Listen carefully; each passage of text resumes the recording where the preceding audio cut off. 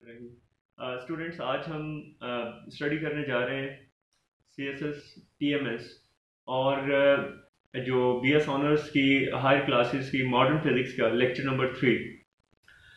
मोर ever ये है कि वो लोग जो PhD और इसके रिसर्च फेलोज हैं या रिसर्च स्कॉलर्स हैं, ये उनको असिस्ट करेगा क्योंकि ये जो लेक्चर्स हैं ये रिसर्च बेस्ड हैं। तो आइए हम स्टार्ट करते हैं। आज जिस टॉपिक को हम स्टडी करने वाले हैं वो टॉपिक है फोटो इलेक्ट्रिक इफेक्ट।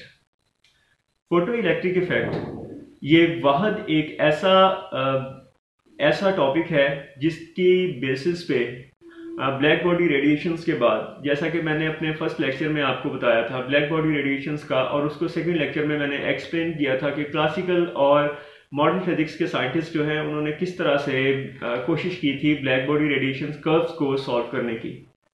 तो उसके बाद फोटो इलेक्ट्रिक इफेक्ट ये एक ऐसा टॉपिक है जो एक ज़बरदस्त ग्राउंड देता है particle nature of the matter के अबाउट, और बहुत ही इंटरेस्टिंग टॉपिक है जिसमें आपको कुछ नए कॉन्सेप्ट्स और नए वर्ड्स सीखने को मिलेंगे। फोटो इलेक्ट्रिक इफेक्ट को डेफिनेशन से हम देखते हैं कि the photoelectric effect is the emission of electrons और other free carriers when after the striking of electromagnetic radiations on the surface of a metal, या किसी मटेरियल की सरफेस पे जब लाइट फॉल करती है तो इन रिटर्न उधर से इलेक्ट्रॉन्स निकलते हैं। जैसा कि ये जो नेक्स्ट पिक्चर है इसमें आप देख सकते हैं कि लाइट आके स्ट्राइक हुई है मेटालिक सरफेस पे और यहाँ पे डिटेक्टर है जिसने इलेक्ट्रॉन्स की डिटेक्शन की है। और अगर इसी चीज़ को आप मोर क्लियरली देखना चाहें तो आप इसमें देख सकते हैं कि लाइट रेज जैसे स्ट्राइक हुई है उसके बाद ये सरफेस जो थी इससे इलेक्ट्रॉन्स जो है यहाँ से स्प्लैश हुए, यानी जैसे आप देखेंगे आपने एक स्टोन पानी में फेंका तो उसके छींटे यानी स्प्लैशेस उठते हैं। सेम एज जब लाइट आके मेटालिक सरफेस को या मटेरियल सरफेस को स्ट्राइक करती है तो मटेरियल जो है वो इलेक्ट्रॉन्स जो है उनको एमिट करता है। ये आपके सामने जो है एक एनिमेशन में मैंने बताया है कि लाइट जो है वो स्ट्राइक कर रही है, उसके बाद इलेक्ट्रॉन्स जो है ये यहाँ से निकल रहे हैं और यहाँ पे डिटेक्शन हो रही है। साथ में ये जो कर्व है ये आपको बता रही है कि इलेक्ट्रॉन्स की डिटेक्शन के बाद जो है वो करंट होता है जिसको हम इलेक्ट्रिक करंट किया, इसको हम फोटो करंट के नाम से हम जानते हैं। असल में हम इस चीज़ के बारे में अब एक क्यूरोसिटी है कि photo electric effect particle nature of the matter को कैसे प्रेजेंट करता है, कैसे एक्सप्लेन करता है। तो डियर, सबसे पहले आपको मैं एक कॉन्सेप्ट बता दूं जिसका नाम है स्टॉपिंग पोटेंशियल।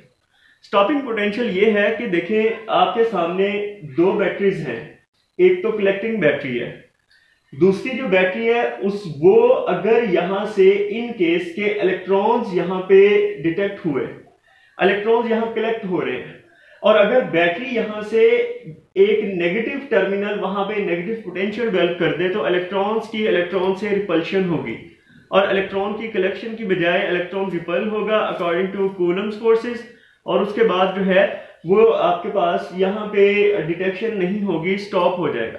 वो पोटेंशियल जो इलेक्ट्रॉन की एमिशन को स्टॉप कर देता है उसको हम कहते हैं स्टॉपिंग पोटेंशियल। अब आपने इस चीज को देखना है कि मैं आपके सामने इलेक्ट्रोमैग्नेटिक स्पेक्ट्रम को शो कर रहा हूं।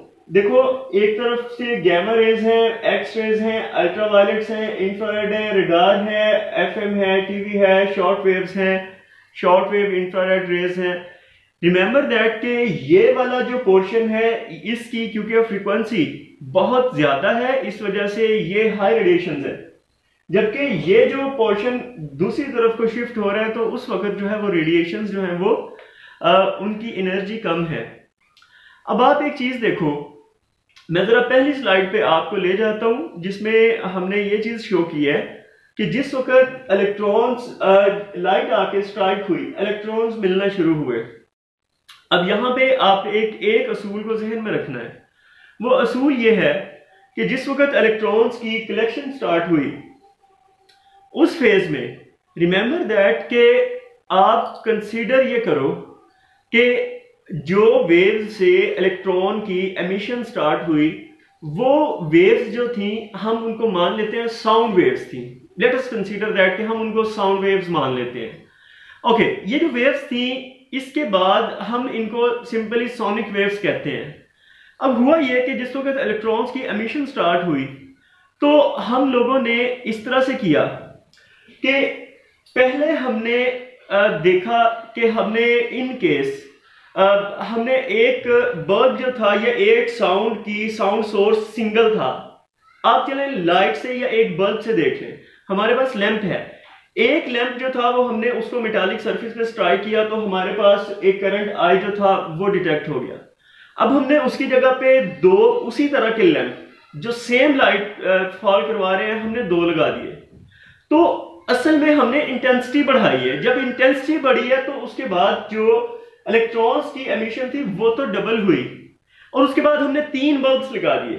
अब 3 बल्ब जो है वो मेटालिक सरफेस को स्ट्राइक कर रहे हैं, तो यू नो दैट के जो करंट है वो तो इंक्रीज हुआ, लेकिन जो आपने स्टॉपिंग पोटेंशियल दिया था वो तीनों के लिए सेम था कि इन केस अगर आपने -5 वोल्ट पे इलेक्ट्रॉन को स्टॉप किया था, उसको रिपल्शन देके रोक दिया था, कलेक्शन नहीं होने दी थी, तो चाहे आपने एक बल्ब से एमिशन की, चाहे इंटेंसिटी डबल की, चाहे इंटेंसिटी ट्रिपल की, तो तीनों फेजेस में स्टॉपिंग पोटेंशियल सेम रहा। जबकि अब हम बात करते हैं एक और इसके फिनोमिना की। देखो, अब इस केस में हम ये कह लेते हैं कि हमने अब फ्रीक्वेंसी को चेंज किया। पहले इन केस के हमने जो लाइट यूज की थी वो हम कहते हैं कि विजिबल पोर्शन की थी। अब हम जो लाइट यूज कर रहे हैं हम उसको कहते हैं ये अल्ट्रावायलेट है या गैमा रेज है।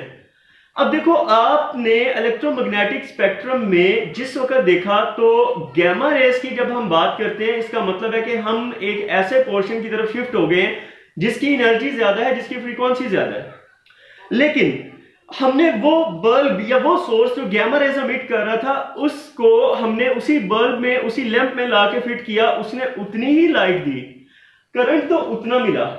लेकिन रिमेंबर दैट कि जब स्टॉपिंग पोटेंशियल दिया, गैमा रेस का stopping potential let's say V1 था, तो इसके बाद जो दूसरी रेस थी हम अल्ट्रावायलेट कह लेते हैं, उसका स्टॉपिंग पोटेंशियल V2 था। उसके बाद हम कह लेते हैं कि जी इससे भी ज्यादा हर जो एनर्जी की वेव्स थी उनका स्टॉपिंग पोटेंशियल सेम था। अब एक चीज याद रखो, कहने का मतलब है कि जितने पैकेट ऑफ लाइट फेंके उतने नंबर ऑफ इलेक्ट्रॉन निकले। अगर आपने गैमा का फेंका, अगर आपने अगर आपने गैमा का फेंका, अल्ट्रावायलेट का फेंका, या आपने इससे भी हायर पोटेंशियल या हायर एनर्जी का आपने जो है वो जो भी फोटोन फेंके, लेकिन उनकी तादाद 100 ही थी, यानी सोर्स वही लैंप और बल्ब, और वही बल्ब ने लाइट को एमिट किया, लेकिन सोर्सेज आपने चेंज किए। तो जैसे आप हायर फ्रीक्वेंसी पे गए हो, स्टॉपिंग पोटेंशियल चेंज हो गया। दरअसल देखो, अब वेव नेचर पार्टिकल नेचर का डिफरेंस है। वेव नेचर किस चीज को बताती है? वेव नेचर ये बताती है कि अगर लाइट किसी भी एज पे पड़ती है, रिफ्रैक्शन होती है, डायफ्रैक्शन होती है, रेरफैक्शन होती है, बहुत से प्रोसेस हैं यार जो कि लाइट के अगर लाइट स्ट्राइक हो तो होता है। लेकिन अब यहां पे जब आपको different stopping potentials different frequencies पे देने पड़े, यानी लो फ्रीक्वेंसी का V1 था, उससे हायर फ्रीक्वेंसी का V2 था, उससे हायर का जो था वो V3 था, तो ये चीज असल में बताती है कि लाइट जो थी वो दरअसल एक पार्टिकल नेचर थी, एक लोकलाइज्ड बिहेवियर था। जैसे कि एक बॉल है, वो स्नोकर की बॉल जो है वो स्ट्राइक होती है, आके अगली बॉल को अपना मोमेंटम शिफ्ट करती है, स्टैगर आके शिफ्ट होता है, मोमेंटम को शिफ्ट करता है, या सेम एज ऐसे ही हुआ। हम ये चीज कह रहे हैं कि there was a very committed phenomena about the localised behaviour of the energy packets. तो यार जब localised behaviour of energy packets है तो इसका मतलब ये है कि ये जो आपने इंसिडेंट फोटोन फेंका जिसमें एच न्यू, ये जो वर्ड न्यू है ये दरअसल उसकी फ्रीक्वेंसी है। उसका फ्रीक्वेंसी का एक पोर्शन जो था वो थ्रेशोल्ड या वर्क फंक्शन फ्रीक्वेंसी या थ्रेशोल्ड फ्रीक्वेंसी में चेंज हुआ, जिसने इलेक्ट्रॉन को जंप करवाया। रिमेनिंग उसी फोटोन की एनर्जी जो थी वो उस इलेक्ट्रॉन को जिसको उसने निकाला उसी की काइनेटिक एनर्जी बनी। तो इसमें अब आप आके ये चीज देखो कि अगर लाइट वेव नेचर होती, डिस्पर्शन हो जाती, डाइफ्रैक्शन होती, रेयरफैक्शन होता, बहुत कुछ हो जाता, लेकिन ऐसा नहीं हुआ। बल्कि आपने 100 फोटॉन्स फेंके, उन्होंने 100 इलेक्ट्रॉन्स निकाले। आपने 100 फोटॉन अगर सोनिक के फेंके, उस 100 इलेक्ट्रॉन्स निकले विद देयर ओन एनर्जी। आपने अगर 100 फोटॉन्स फेंके जो कि सुपरसोनिक के थे, तो जनाब आपके सामने जो इलेक्ट्रॉन्स निकले वो भी 100 ही थे, लेकिन उनकी एनर्जी चेंज थी। यहां पे एक लोकलाइज्ड, एक पैक बिहेवियर शो हो रहा है, एक पैक बिहेवियर, डिस्पर्शन नहीं हो रही कि यार आप जिस मर्जी सोर्स का फोटोन फेंकते हो, जितने फेंकते हो उतना इलेक्ट्रॉन आता है। तो ये चीज जो थी ये प्रूव करती थी किस चीज को, particle nature of the matter को। अब इंटरेस्टिंग बात है, इस पे नोबेल प्राइज विन हुआ, लेकिन इसी का जवाब जो है वो एक कोटेशन है, टू पे back with the same coin, किसी को उसी की जुबान में जवाब देना। वो एक इफेक्ट था, that was called Compton effect. Interesting बात है, इन्होंने लाइट फेंकी और पार्टिकल नेचर ऑब्जर्व किया। उन्होंने अब इस कॉम्पटन इफेक्ट में नो डाउट के शिफ्टिंग आती है, लेकिन डेवियन जर्मर एक्सपेरिमेंट एक ऐसा एक्सपेरिमेंट है जिसमें उन्होंने इलेक्ट्रॉन्स फेंके और उसके बाद उन्होंने वेव नेचर को ऑब्जर्व किया। यानी इन्होंने वेव नेचर थी, इन्होंने मतलब वेव स्ट्राइक की, स्ट्राइक करने के बाद पार्टिकल नेचर ऑब्जर्व की।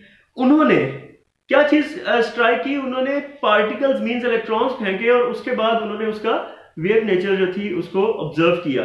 इन्होंने वेव स्ट्राइक की और पार्टिकल नेचर देखी, उन्होंने पार्टिकल स्ट्राइक किया और वेव नेचर देखी, और दोनों को नोबेल प्राइज मिला। और अब इस ये जो कस्वटी है इसका हम नेक्स्ट फेज जो है वो डिस्कस करेंगे कॉम्पटन इफेक्ट में। Thank you so much.